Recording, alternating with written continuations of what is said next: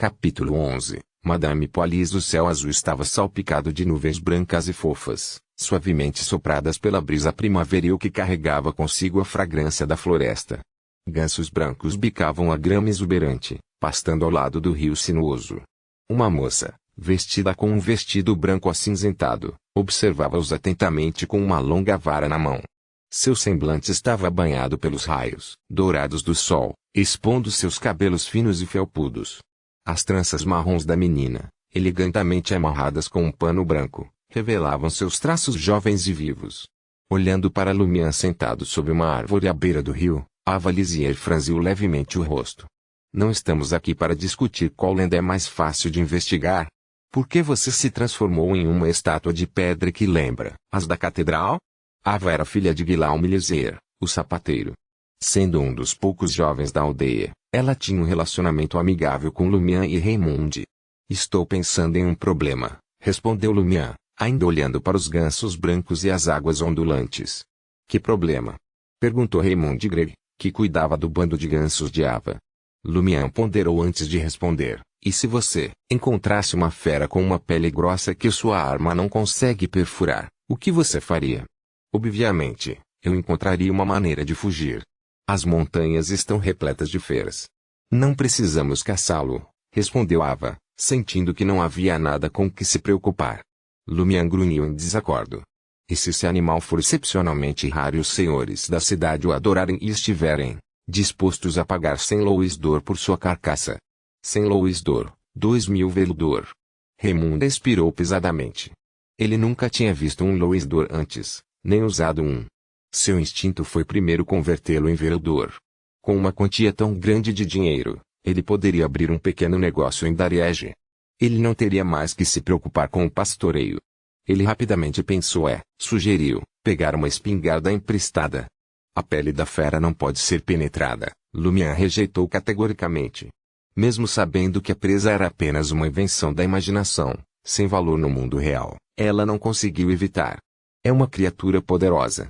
Feroz? Lumian fez uma pausa para considerar sua pergunta. É tão feroz quanto eu. Essa era toda a segurança que ele precisava para continuar sua caçada. Raymonde, que estava aprendendo a respiração, soltou um suspiro de alívio. Bom. Volte para a aldeia e reúna algumas pessoas.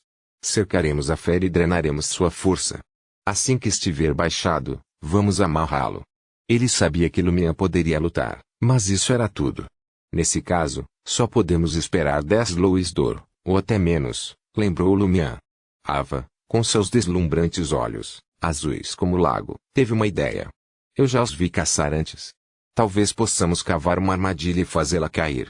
Dessa forma, não teremos que nos preocupar com a possibilidade de ele voltar a funcionar. Lumian acenou com a cabeça em aprovação. Essa é uma boa ideia. Percebendo que Ava e Raymonde tinham pouco a oferecer em termos de planejamento, Lumian assumiu o controle da conversa. Qual lenda você acha que devemos focar em seguida? Ele perguntou. Ava balançou a cabeça. Nenhum deles se enquadra no perfil. Eles têm séculos de idade ou foram vistos apenas por uma pessoa, que já morreu há muito tempo. Raymonde concordou. Isso mesmo. Se você não perguntar às pessoas certas, como saberá que não há pistas? Lumian estalou a língua e riu. Vocês não têm coragem. Se você quiser desistir ao primeiro sinal de problema, é melhor cuidar de gansos e ovelhas pelo resto dos seus dias. Ava e Raymonde estavam furiosos com as palavras de Lumian. Quando se tratava de irritar as pessoas, Lumian era um dos melhores de Cordoue. Ava deixou escapar. Não acho que nenhum deles seja adequado porque existem outros mais adequados. O que é? Os olhos de Lumian brilharam de interesse. Assim que Ava falou, ela se arrependeu, mas estava planejando trazer esse assunto à tona. Ela só não queria revelar isso para Lumian e Raymonde tão facilmente. Após alguns segundos de silêncio tenso, ela olhou feio para Lumian. Há uma bruxa de verdade na aldeia. Quem é esse? O coração de Lumian apertou. Poderia ser Aurora. Se Ava descobrisse que a Aurora era uma bruxa, ele e a Aurora teriam que fugir de Cordoue e ir para outro lugar para evitar a ira da Inquisição. Ava olhou em volta nervosamente e baixou a voz. Madame Polis. Madame Polis, esposa do administrador e amante do padre. Lumian achou difícil de acreditar. Você está falando sério? Se Poalise era de fato uma bruxa, como poderia Lumian não ter percebido quando descobriu o caso da senhora com o padre? Sem chance. Raimundo ficou excepcionalmente surpreso. Ava ficou na ponta dos pés e olhou na direção da entrada da aldeia. Não tenho certeza, mas Charlie, o valete do administrador, deixou escapar uma vez. Ele me disse que Madame Poalise é uma mensageira de almas que pode falar com os mortos e ajudá-los a voltar para casa. Ele também disse que ela pode criar remédios e encantos secretos. Lumian ouviu atentamente, mas permaneceu cético. Com revistas como Psychic, Lotus e Den veio inundando o mercado, não era incomum que a esposa do administrador estivesse familiarizada com tais termos e enganasse os servos e aldeões. Devíamos ir à catedral e delatar, disse Raimundo, com os olhos arregalados de entusiasmo. Lumian fez uma pausa antes de responder. Se Charlie sabe que Madame Poalise é uma bruxa, então o administrador também deveria saber, certo? Oi, concordou Ava. Lumian continuou, Madame Poalise também é amante do padre. Se formos à catedral e delatá-la, provavelmente seremos enviados diretamente ao administrador. O que? Madame Poalise é amante do padre. Ava e Raimundo ficaram chocados. Eu vi com meus próprios olhos. Lumian riu. Finja que você não sabe. Não conte a ninguém. Caso contrário, você poderá desaparecer, um dia. Ava e Raimundo concordaram em uníssono, suas expressões extraordinariamente solenes, o medo do padre e da bruxa entrelaçados. Se pudermos confirmar que Madame Poalise é uma bruxa, iremos a Dariege e contaremos ao bispo na missa, assegurou-lhes Lumian. Oi, Raimundo assentiu com fervor. Eles tinham que ter certeza antes de delatar. Caso contrário, estariam em apuros se Madame Poalise fosse inocente. Depois de discutir esses assuntos, Lumian, que não queria perder tempo, levantou-se e disse a Ava e Raimundo, estou indo, de volta aos estudos. Caso contrário, Aurora estaria me perseguindo com uma vara de madeira. Vocês dois cuidem dos gansos. O que Raimundo ficou emocionado com a perspectiva de ficar sozinho com Ava. Ava parecia descontente. À medida que Lumian se aproximava de Cordu, ele começou a esconder seus rastros, prestando constantemente atenção se havia alguém por perto. Ele precisava ter cuidado, especialmente agora que o padre e sua tripulação estavam atrás dele. Segundo suas observações, o padre Guillaume Bennett não perdoava facilmente. Ele seguiu em direção à Altaverne, tentando permanecer o mais discreto possível. De repente, ele ouviu o som de sinos, tocando ao longe. Lumian se virou para ver Rian, Lea e Valentine se aproximando de Naroka e dos outros. Os sinos do véu e nas botas de Lea tocaram claro e melodiosamente. Eles estão vagando pela vila há 2 dias, conversando com as pessoas e fazendo perguntas. Não sei o que eles estão tramando. Lumian ficou confuso e um pouco cauteloso. Ao pensar na praça deserta da cidade e no pastor Pierre Berry, que havia retornado inesperadamente à aldeia, Lumian sabia que algo estava prestes a acontecer. Alguma coisa está para acontecer na aldeia. Ele precisava falar com Aurore, sua irmã inteligente e experiente, e saber a opinião dela. Lumian conseguiu entrar furtivamente na Altaverne e avistou a mulher que lhe deu a carta de tarô sentada em seu lugar habitual, comendo. Lumian se inclinou e deu uma olhada. Omelete com banha. Você não acha isso um pouco enjoativo? Em Dariege, este prato era a escolha das pessoas comuns para impressionar seus convidados sofisticados. Lumian, porém, tinha dúvidas de que fosse muito gorduroso e pesado para as mulheres da cidade. A senhora saboreou uma lenta mordida na omelete dourada e fechou os olhos para saboreá-la. É uma verdadeira joia. Tem um sabor local que é simplesmente requintado. Você está almoçando tão cedo? Lumian perguntou, sentado à sua frente. Os olhos azuis claros da senhora revelaram uma pitada de exaustão quando ela sorriu e respondeu, é café da manhã. Que horas são? Lumian não se atreveu a deixar escapar seus pensamentos. Ele examinou a Altaverne quase vazia e silenciou a voz. Eu vi uma ruína em meu sonho e me deparei com um monstro. Oh! A senhora nem piscou.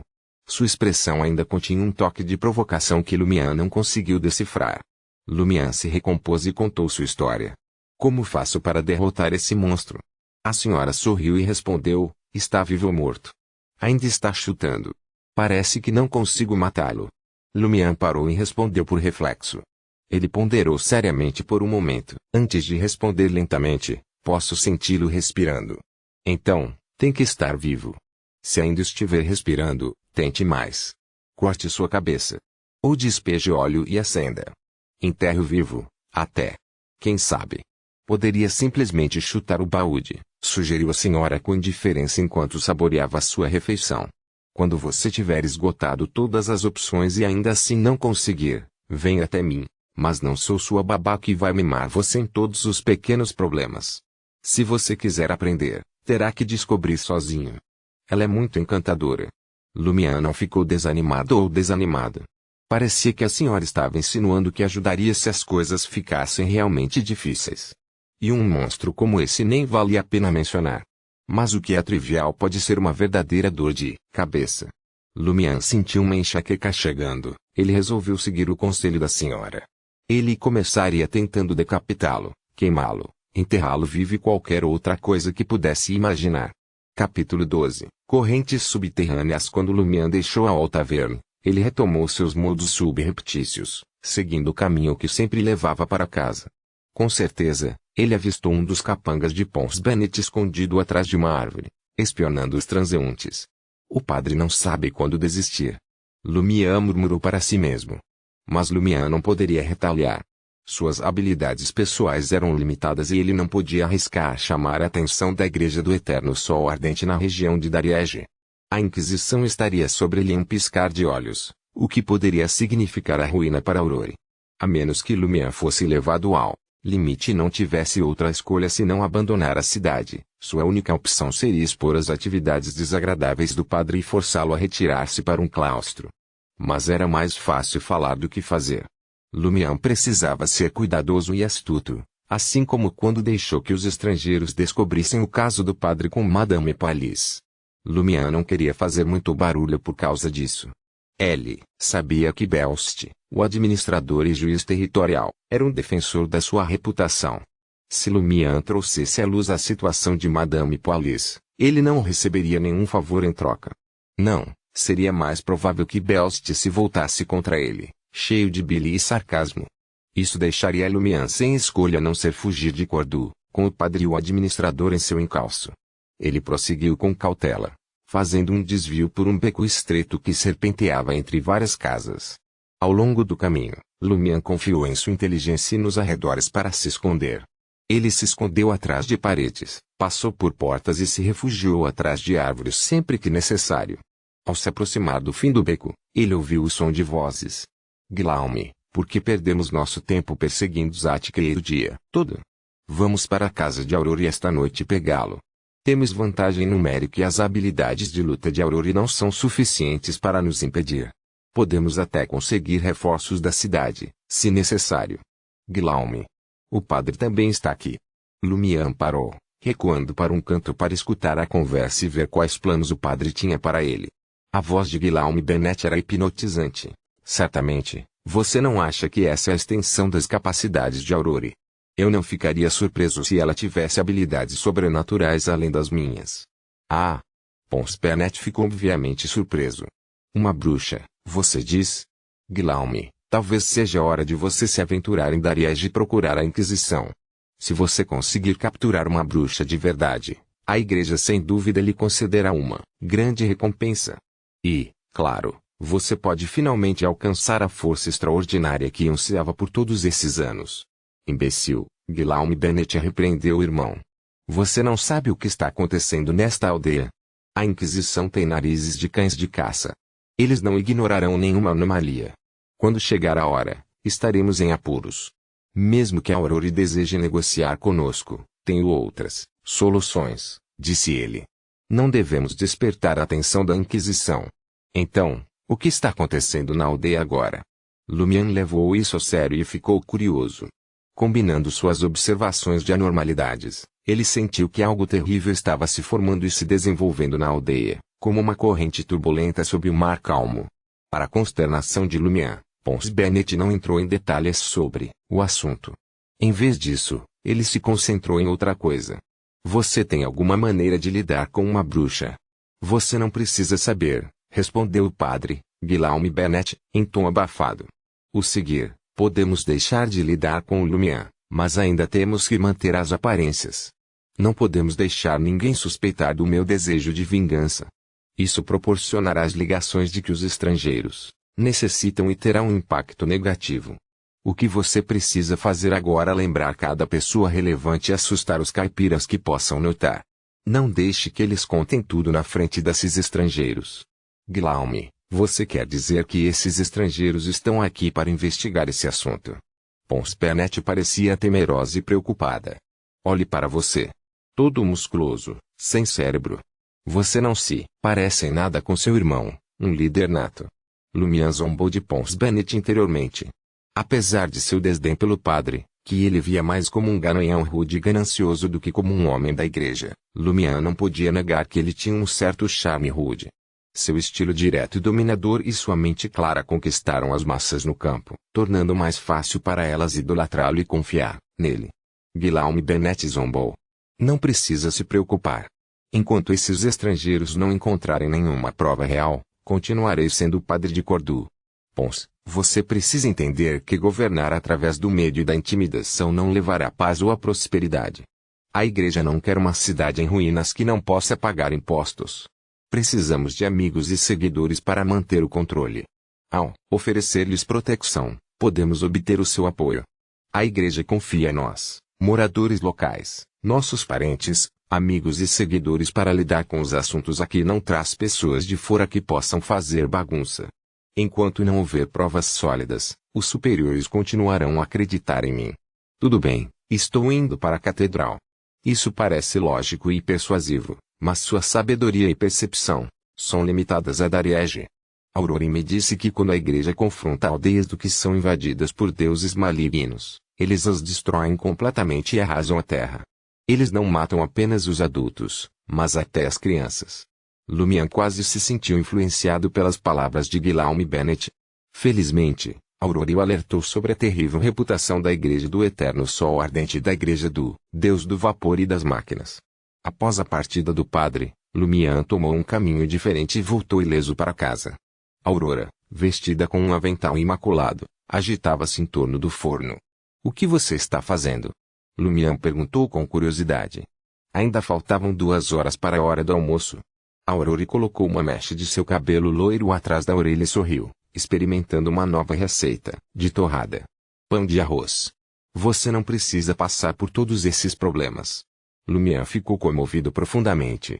Ele acreditava que Aurora estava se esforçando para fazer algo especial só para ele. Aurora deu uma risadinha e respondeu, o que você está pensando? Você pode ser mais egocêntrico. Para mim, cozinhar é uma forma de diversão. É uma ótima maneira de passar o tempo. Você entendeu, então por que você não gosta de sair? Há muita diversão por aí, sondou Lumian. Ele sempre sentiu que Aurora era uma pessoa caseira porque ela estava muito preocupada com os riscos que seu status de bruxa representava. Aurora girou a cabeça e lançou-lhe um olhar fulminante. Você quer dizer beber e jogar?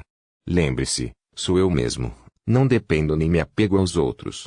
Lumian compreendeu a primeira metade de sua declaração, mas ficou perplexa com a última. Ah? Você poderia explicar isso? Aurora lançou-lhe um olhar mortal. Resumindo a história, sua irmã é uma grande introvertida na maior parte do tempo. O que você quer dizer com maior parte do tempo? Lumian perguntou confuso. Os humanos são contradições ambulantes, refletiu Aurora, voltando-se para o forno. Você não se lembra? Às vezes sou tagarela, ansiosa para me aventurar e ouvir as fofocas das velhinhas. Outras vezes, brinco com as crianças e as presenteio com histórias. De vez em quando, vou me soltar e cavalgar no cavalo de Madame Paulis pelas montanhas, gritando a plenos pulmões. Na época, você brilhava como uma rosa beijada pelo orvalho, atraindo as pessoas apenas para espetá-las. Lumian não pôde deixar de resmungar para si mesmo. Como Madame Paulis foi mencionada, Lumian decidiu mudar de assunto. Aurora, o grande Soeor, ouviu um boato sobre Madame Paulis. O que é? Aurora não escondeu sua curiosidade. Ela é uma bruxa que pode falar com os mortos. Lumian contou à irmã o que Eva havia divulgado. Ele também mencionou a anomalia que observou e os comentários de Guillaume Bennett. Aurora interrompeu seu trabalho e ouviu atentamente o relato do irmão. Seu semblante ficou visivelmente mais sério. Depois que Lumian terminou, Aurore ofereceu-lhe um sorriso e amenizou seus medos. Não se preocupe muito. Aqueles 3 estrangeiros devem estar aqui por causa de algo que o padre e seus camaradas fizeram em segredo. Pode ter a ver com Madame Poalis. Não mexa com Madame Poalis por enquanto. Vou ficar de olho neles. Explore mais a aldeia, misture-se com os estrangeiros e tente descobrir o que está acontecendo. E, comparado a isso, a senhora que lhe deu o cartão da varinha é muito mais intrigante. Se as coisas piorarem, devemos considerar a partida de Cordu. Podemos começar a fazer arranjos agora.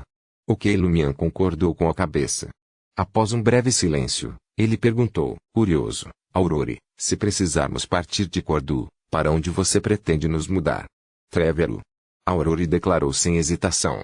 Trier foi a capital da República em Tis, o ápice da cultura e da arte em todo o continente. Por quê? Apesar de considerar o próprio Trier, Lumian fez a pergunta casualmente. Todo intisiano cobiçava a oportunidade de visitar Trier.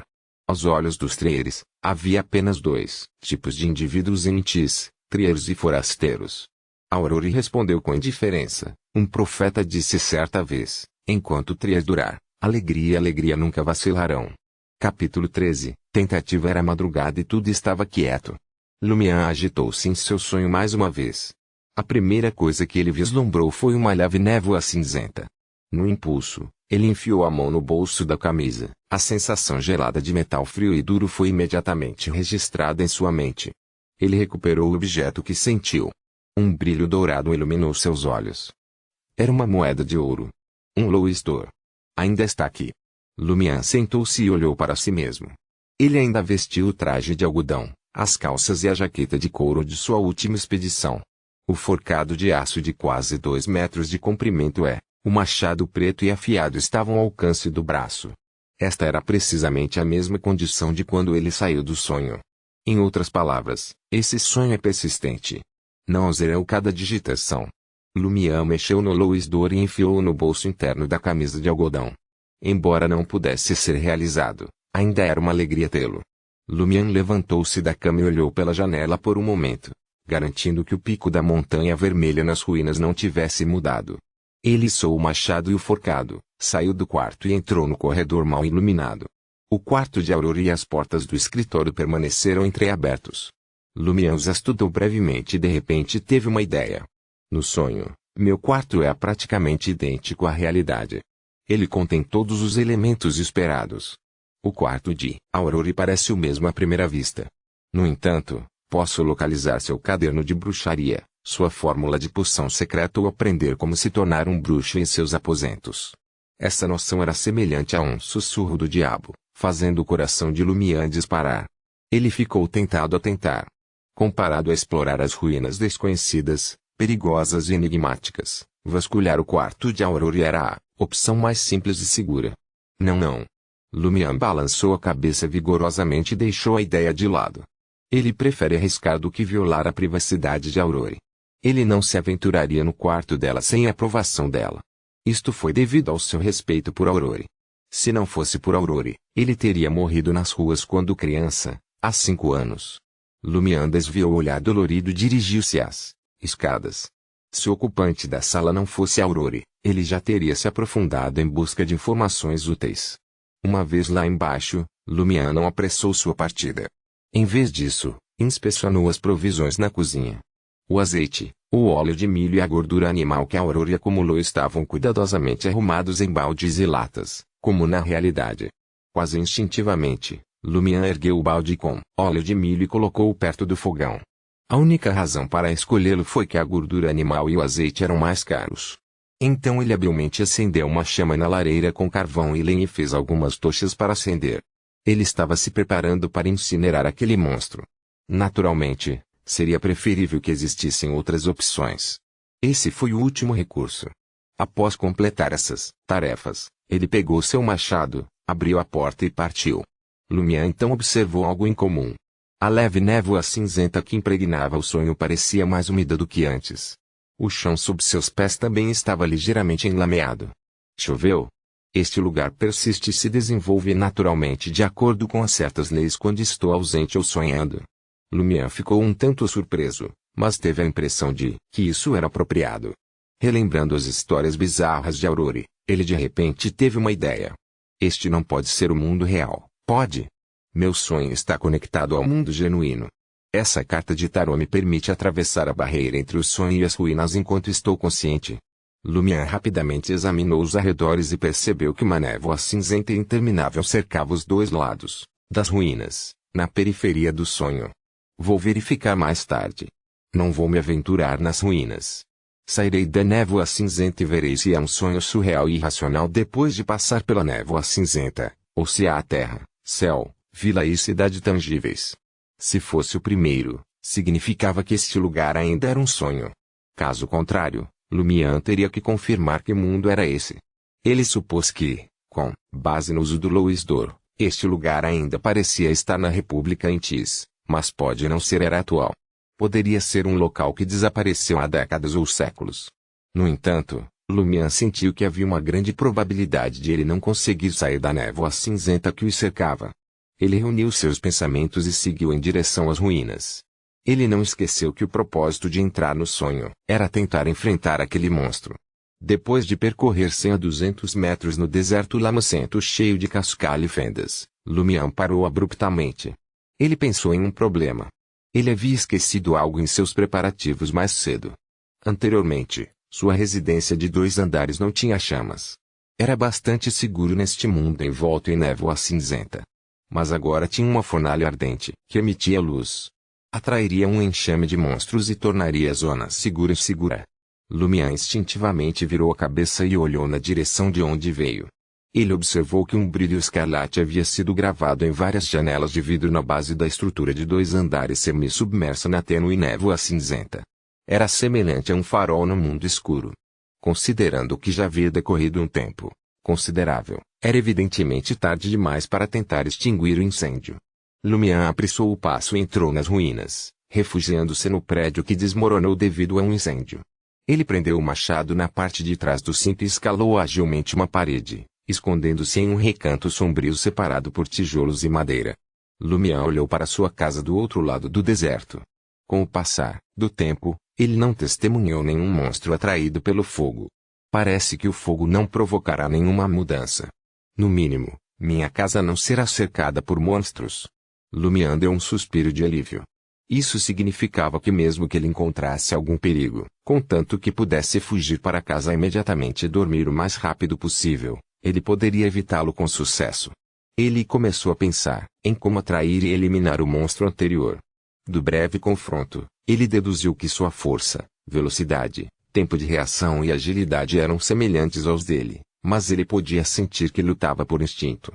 Faltou-lhe experiência, conhecimentos especializados ou inteligência correspondentes suficientes. É por isso que ele foi capaz de contra-atacar e matar quando ele o emboscou. Também ficará perplexo e surpreso. Não é diferente dos humanos. Além das técnicas de combate, tem outras 2 vantagens sobre isso. Em primeiro lugar, possui inteligência superior. Em segundo lugar, sei manejar armas e utilizar ferramentas. Esta é a maior vantagem que os humanos possuem sobre tais monstros. Contanto que eu seja cauteloso, derrotá-lo novamente não será árduo. O aspecto mais crucial é como erradicá-lo completamente. No momento em que Lumière estava prestes a provocar deliberadamente alguma comoção para ver se conseguiria atrair algum monstro, ele avistou uma figura se aproximando furtivamente da casa totalmente arruinada ao lado. A figura era carmesim e sem pele. Seus músculos, vasos sanguíneos e face foram expostos. Foi o monstro da última vez. Ao contrário de antes, este monstro empunhava um garfo de esterco. Um garfo de esterco. Ele também sabe manejar armas. O semblante de Lumière endureceu enquanto sua expressão se tornava sombria. Involuntariamente, sua confiança diminuiu um pouco. À medida que o monstro se aproximava e se virava, Lumière percebeu ferimentos exagerados nas costas, no pescoço e na nuca. No entanto, as fissuras não estavam mais exudando-pus e pareciam ter sido quase totalmente curadas. Na verdade, é o que encontrei anteriormente. Sua capacidade de autocura é muitas vezes superior à dos humanos comuns. Lumière ofegou silenciosamente. Ele se obrigou a se recompor e avaliou rapidamente a situação. Num piscar de olhos, Lumière chegou a uma determinação. Esta era uma excelente oportunidade e ele teve que aproveitá-la quando a encontrou. Ele não podia deixar passar. Ele silenciosamente recuperou um tijolo de pedra ao seu lado e esperou a chegada do monstro no local desejado. Em apenas alguns passos, o monstro entrou na zona de morte de Lumian.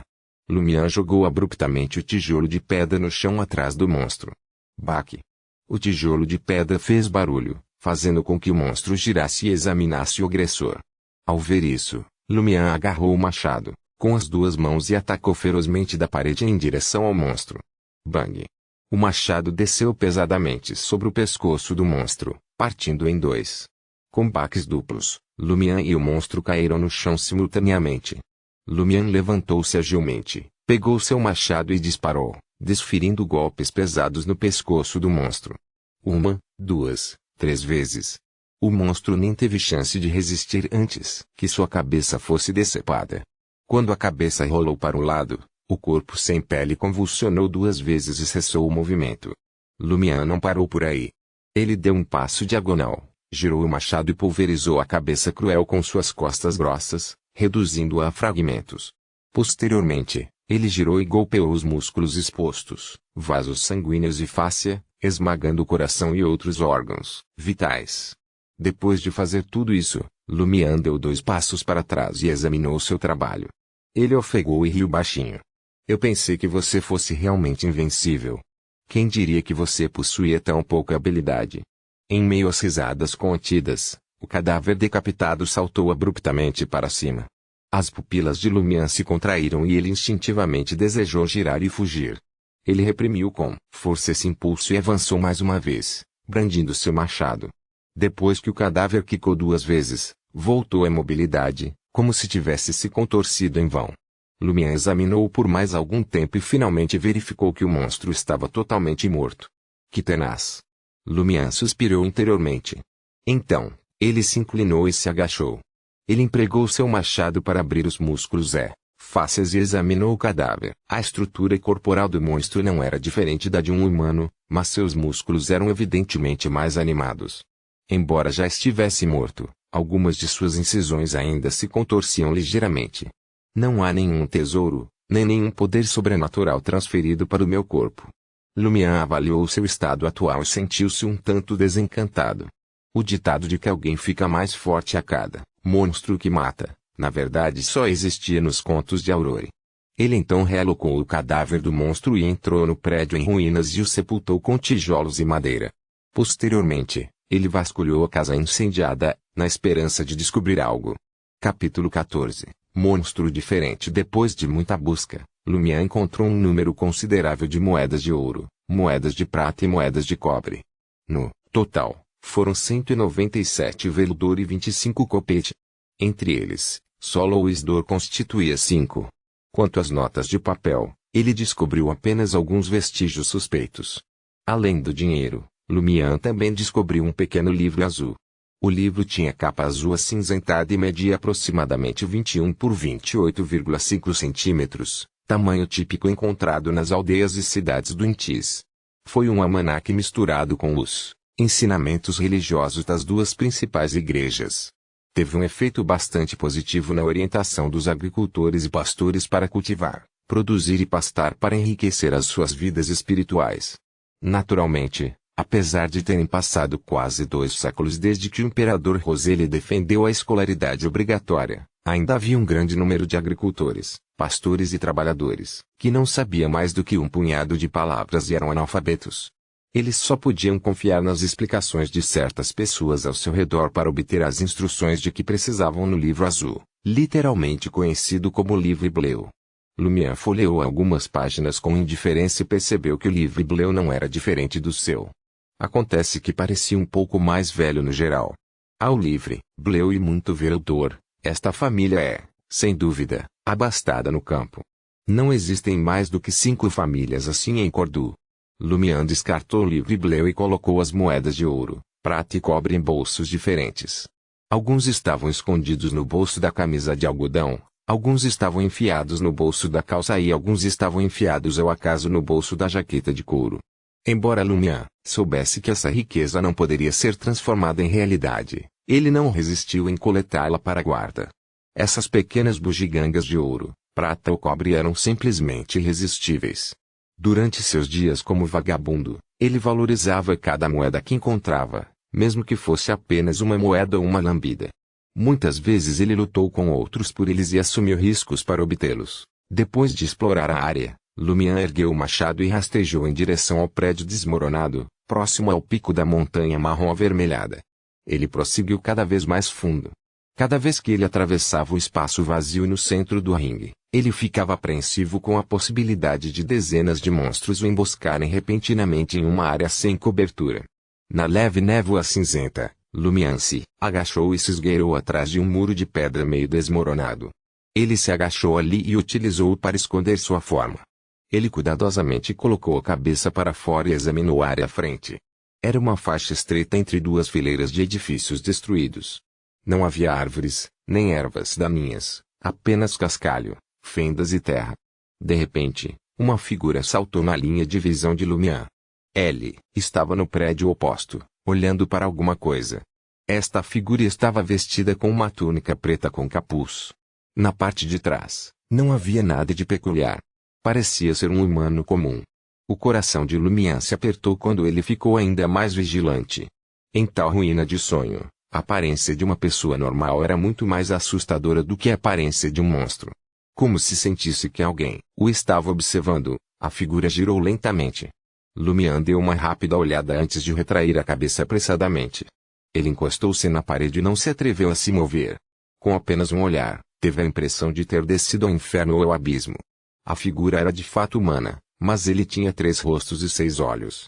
O rosto da frente tinha olhos turvos, sobrancelhas esparsas e numerosas rugas. Ele era evidentemente um homem velho. O lado esquerdo tinha um rosto esculpido com olhos azuis de aparência penetrante e uma barba preta espessa, fazendo-o parecer um homem corpulento. A pele do lado direito era lisa e delicada, como um ovo descascado. Os olhos azuis exalavam óbvia inocência e ignorância. Não parecia um dia acima dos 5 anos de idade. Que tipo de monstro é esse? Lumian tentou regular sua respiração para evitar que seu coração disparasse. Tal monstro nunca apareceu, mesmo nos contos de terror de Aurore. Somente nos pesadelos mais profundos e absurdos ele poderia ser encontrado. Embora não fosse bom julgar uma pessoa pela sua aparência, Lumian sentiu instintivamente que o monstro de 3 caras era muito mais poderoso do que o monstro sem pele de antes. Além disso, havia uma grande probabilidade de que tivesse habilidades excepcionais. Sol ardente eterno. Grande Pai, por favor, proteja-me de ser descoberto por ele. Ao testemunhar esta cena, Lumian não pôde deixar de orar ao eterno Sol ardente. Se ainda não segurasse o machado numa das mãos e se encontrasse num ambiente perigoso, teria estendido os braços, gesto que simboliza a adoração do sol. Naquele momento, o tempo parecia ter parado. Lumian acreditava que ele poderia estar tendo alucinações. Foi como se o olhar de alguém atravessasse a parede e caísse de costas. Suas costas enrijeceram instantaneamente e ficaram um pouco quentes. Em apenas 1 ou 2 segundos, a ilusão desapareceu e passos pesados recuaram para longe. Lumian esperou um pouco até que os passos se dissipassem completamente.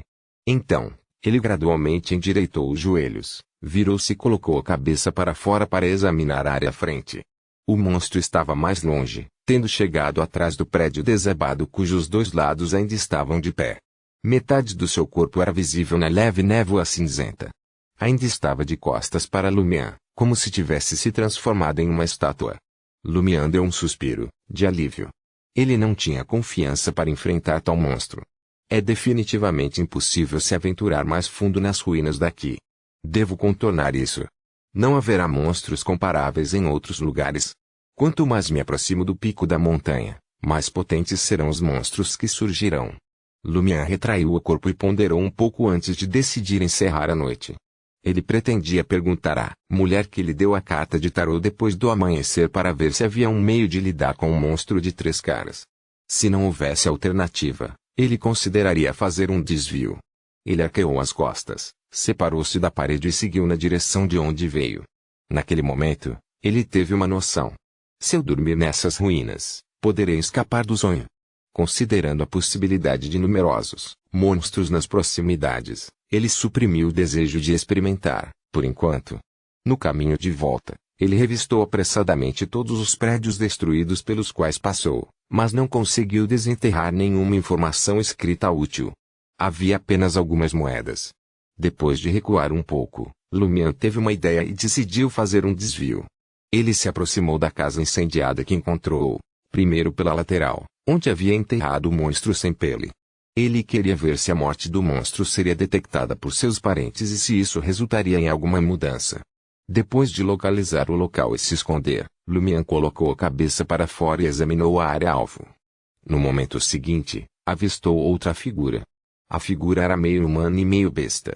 Suas pernas estavam dobradas para frente, enquanto ele se agachava e inspecionava o cadáver do monstro sem pele. Já havia retirado os tijolos de pedra e blocos de madeira que Lumian empilhou. Vestia uma jaqueta escura e calças enlameadas relativamente justas. Seu cabelo preto que caía até o pescoço estava despenteado e oleoso, e carregava uma espingarda nas costas. Uma espingarda. Lumian desviou o olhar apressadamente e retirou a cabeça. Esses monstros são verdadeiramente absurdos. Eles realmente sabem manejar uma espingarda. Naquele momento, Lumian se sentiu como se fosse um caçador, caçando nas montanhas com sua arma e camaradas, apenas para descobrir que o coelho à sua frente estava segurando uma metralhadora refrigerada à água e mirando neles. Ele considerou isso ridículo e perturbador, além de decepcionante. Com o passar do tempo, ele esperou pacientemente que o monstro com a espingarda partisse. Finalmente, ele percebeu um leve som de movimento, recuando gradualmente. Lumian esticou a cabeça com cautela mais uma vez e examinou o monstro que era meio humano e meio besta. Isso se moveu como um gato em direção aos fundos do prédio. Inicialmente, o coração de Lumian se acalmou, mas depois seus olhos se arregalaram. Ele percebeu que o caminho que o monstro tomou era exatamente o mesmo que ele seguiu quando se aventurou nas profundezas das ruínas. Está me rastreando. Tem uma capacidade de rastreamento extraordinária. Lumian fez uma avaliação subconsciente. Ele estava extremamente grato por ter optado por um desvio quando voltou. Caso contrário, ele certamente teria colidido e poderia até ter sido emboscado. Assim que o monstro desapareceu, Lumian levantou-se e correu em direção à sua casa. O fogo carmesim que refletia na janela de vidro do andar térreo da casa era semelhante à luz do sol que poderia dissipar a escuridão. Lumian correu até seu prédio de 2 andares, abriu a porta destrancada e entrou correndo. Depois de trancar a porta, ele olhou para as ruínas pela janela. Longe da névoa cinzenta, na beira das ruínas, havia uma figura fraca, mas não se aproximava. Ufa! Lumian exalou e planejou apagar o fogo, subir as escadas para dormir e sair do sonho. Ele olhou para o fogo ainda aceso e murmurou para si mesmo, ele ainda pode queimar por um tempo. Posso experimentar e ver se continua a queimar até se extinguir depois que eu sair do sonho, ou se está congelado no tempo no momento em que eu deixar. Lumian já havia verificado através da chuva que o deserto onde as ruínas estavam localizadas estava em desenvolvimento natural. Não tinha nada a ver com o fato de ele estar sonhando ou não, mas restava verificar se a mesma situação estava acontecendo em sua casa ou na chamada zona segura. Ele agiu de acordo com a sua ideia. Ele colocou mais algumas brasas no fogo e mexeu nelas.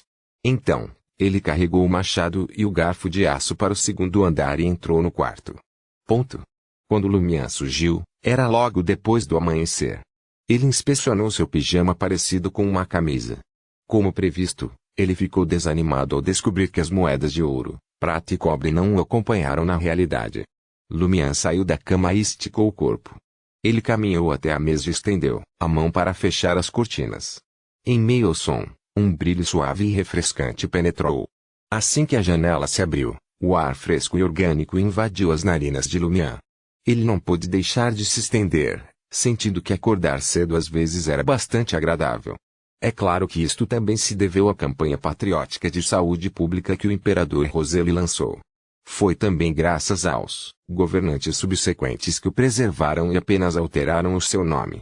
Ele examinou os arredores, às vezes olhando para a floresta distante, às vezes examinando as nuvens vermelho-alaranjadas no céu e às vezes observando as ervas daninhas do lado de fora da casa. De repente, o olhar de Lumian congelou. Ele avistou um pássaro maior pousado em um olmo não muito longe dali. Tinha bico pontudo, rosto felino, penas marrons com manchas dispersas, olhos amarelo-acastanhados combinados com pupilas pretas, conferindo-lhe uma aparência pontiaguda. Era uma coruja. Parecia estar observando Lumiã. Capítulo 15. Obtendo informações aquela coruja. Aquela coruja da lenda do Warlock. Sua mente correu com possibilidades, tentando compreender a gravidade da situação. Seu sangue parecia congelar. Foi pior do que enfrentar o monstro de 3 caras. Afinal, isso não era mais um sonho. Esta era a realidade. Mesmo que sua morte em um sonho tenha levado mesmo na realidade, foi psicologicamente diferente. O que devo fazer? Aurora estará implicada. Ponto. Enquanto Lumiã quebrava a cabeça em busca de uma contramedida, a coruja permaneceu imóvel, observando com um olhar penetrante. Depois de alguns segundos, a coruja abriu as asas e voou em direção à floresta distante. Seu deslizamento gracioso carregou-o para baixo, até desaparecer em Cordu. Somente quando a coruja desapareceu completamente a mente de Lumiã voltou ao presente. Ele caiu em uma cadeira e levou a mão à testa. Ele estava encharcado de suor. É realmente a coruja da lenda do Warlock? Ele realmente viveu por tantos anos? De qualquer forma, era diferente de qualquer outra coruja de olhos opacos. Quase parecia humano. Se é realmente aquela coruja, por que ela escolheu voar do lado de fora da minha janela? É porque quero descobrir a verdade sobre a lenda do Warlock? Mas já desistimos. Ele saiu depois de alguns momentos de observação. Eu me pergunto se isso vai voltar e causar problemas para Aurora. Apesar de querer observar melhor a situação, já que nada havia acontecido ainda, Lumiã sabia que não poderia mais esconder isso da irmã. Depois de sair do quarto, viu que Aurora ainda estava dormindo. Ele desceu para preparar o café da manhã, todos os pratos favoritos de sua irmã. Sunnis e Jup, biscoitos de merengue, torradas normais com geleia. Tenho que fazer macarrão mais tarde. Desta vez vou adicionar molho de carne. Lumiã notou mentalmente que o compartimento de macarrão estava vazio e decidiu reabastecê-lo nos próximos 2 dias. Era o prato favorito de Aurora. Aurora desceu a escada com uma camisola esvoaçante, os cabelos dourados desgrenhados. A pasta do café da manhã estava preparada. Bom dia, ela murmurou, abafando um bocejo. Lumiã sorriu para ela. Não está ficando cedo. Você não diz sempre que o planejamento de um dia começa de manhã cedo. Isso mesmo. Meu plano é dormir. Aurora se acomodou em seu assento e tomou seu café da manhã com um copo de leite. Lumiã sentou-se em frente a Aurora em uma mesa que acomodava 6 pessoas. Enquanto mordiscava uma panqueca, ele disse casualmente: estive na aldeia nos últimos dias tentando descobrir a verdade sobre essas lendas. Por quê? Aurora perguntou. Lumiã foi muito franco. Você não queria me ajudar a obter poderes sobrenaturais, então decidi encontrar meu próprio caminho. Essas lendas podem conter pistas. É quase impossível, Aurora comentou, seu tom casual. As lendas foram distorcidas e irreconhecíveis ao longo dos anos. Ou alucinado por algum maluco. Não faz sentido. Sim, também é possível que alguém tenha inventado uma história especialmente como desculpa. E as contribuições de curiosos como você. O que? Lumiã não entendeu o que Aurora quis dizer com borracha. Nem Erintizian. Significa pessoas que não podem deixar de se envolver em dramas nos quais não tem nada a ver, explicou Aurora simplesmente.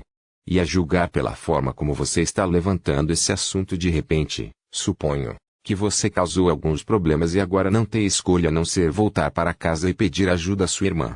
Pode ser considerado um acidente, mas não chega a causar problemas, disse Lumiã, destemido. Lumiã organizou seus pensamentos com cuidado. Meu primeiro alvo foi a lenda do Warlock. Que lenda do bruxo? A confusão de Aurora era palpável. Lumiã não conseguia acreditar. Você nunca ouviu falar disso? Há muito tempo, uma pessoa da aldeia morreu repentinamente. Quando ele foi enterrado, uma coruja voou e parou ao lado de sua cama. Só voou quando o cadáver foi levantado. Depois disso, o cadáver ficou muito pesado. Foram necessários 9 touros para puxar o caixão.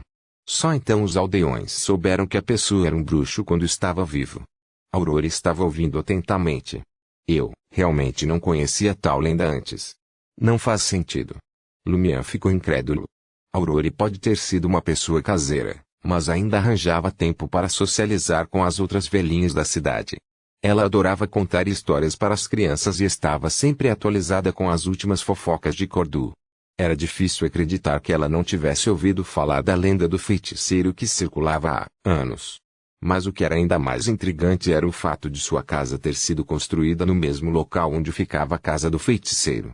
Lumian teve um palpite desde o início de que a decisão de Aurora de se estabelecer em Cordu foi motivada pelo fascínio do tesouro do feiticeiro, a chave para desbloquear um poder extraordinário. E então?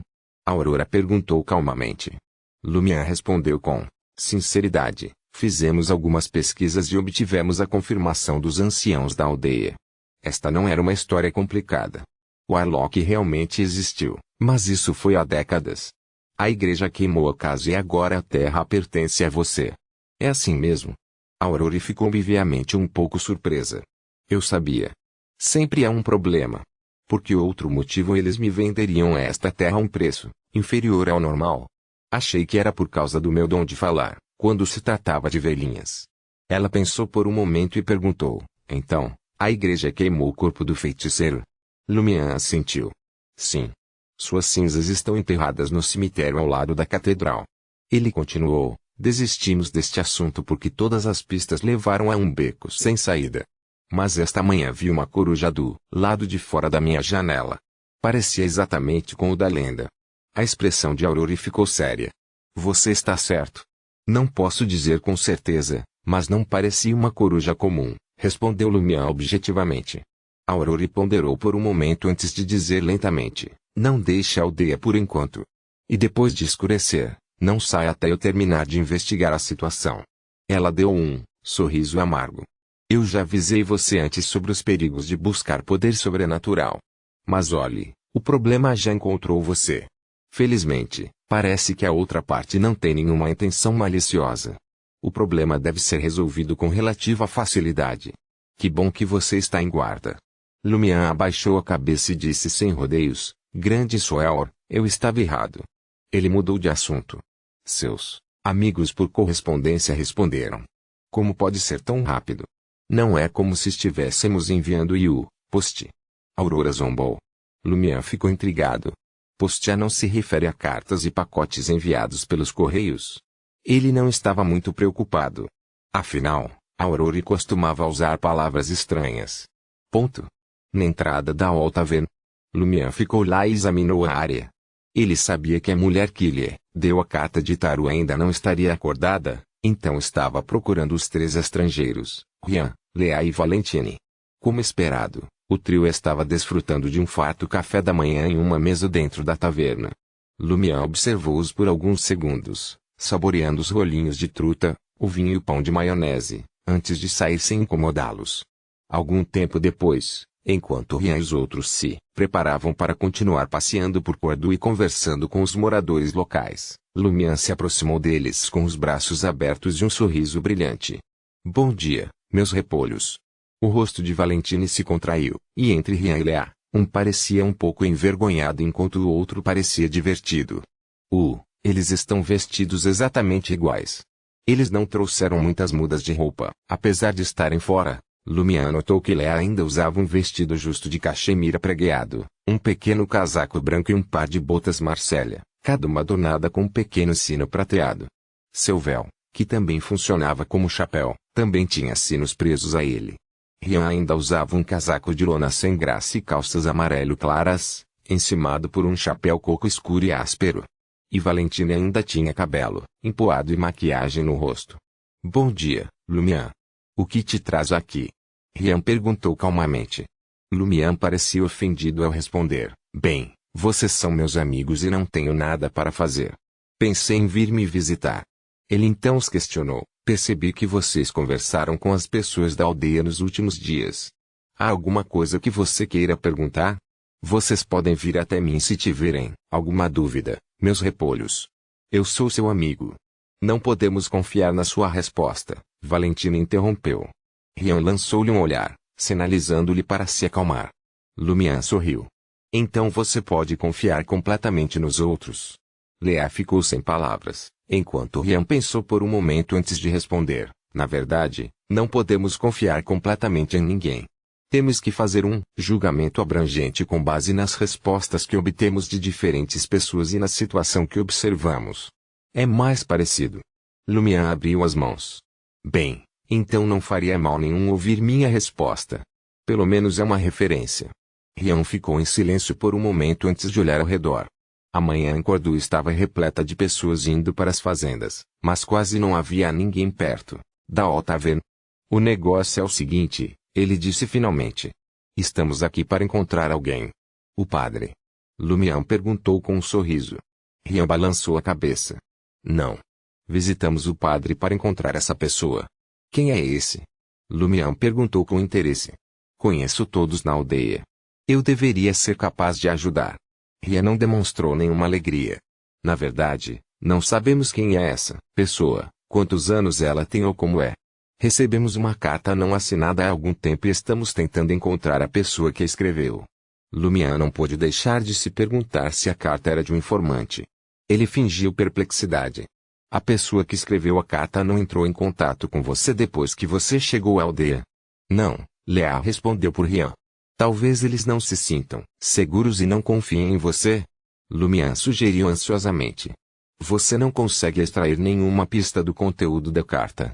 Lumian ficou curioso sobre o conteúdo da carta. Se o alvo fosse a tripulação do padre, ele ficaria feliz em ajudá-los. Mas se envolvesse Aurore, ele pediria à irmã que se mudasse. Afinal, Aurore se comunicava frequentemente com seus amigos por correspondência e, se algum deles fosse pego, ela poderia ser implicada. A carta pode ser uma pista crucial.